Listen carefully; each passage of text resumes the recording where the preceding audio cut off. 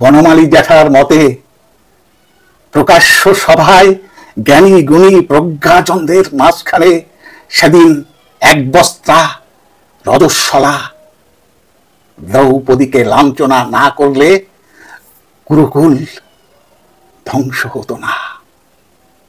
তৎকালীন ভারত শ্রেষ্ঠ পুরুষ শ্রীকৃষ্ণ প্রিয় সখীর ওই অপমান সহজভাবে নিতে পারেননি।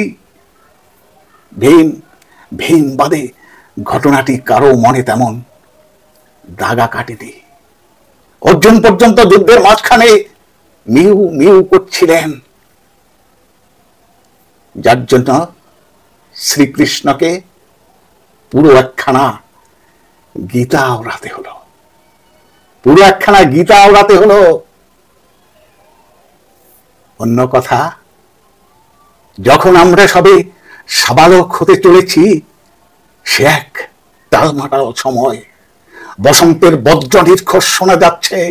ঘর থেকে বেরিয়ে কে ফিরবে না তার নিশ্চয়তা নেই। মোহন রূপে ভাঙন হাতছানি দিচ্ছে।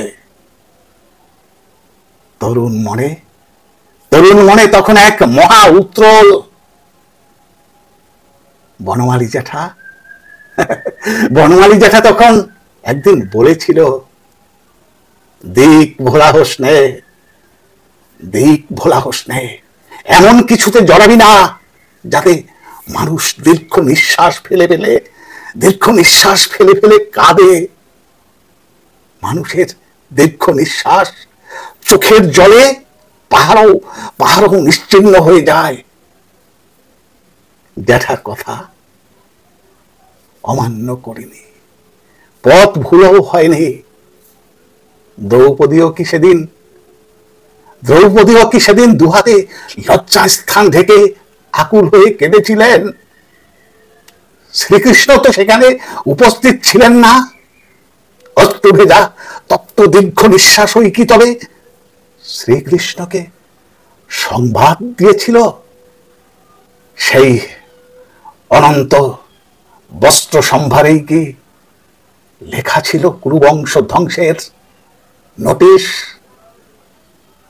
বনমালী জ্যাঠা ভেঙে বলেনি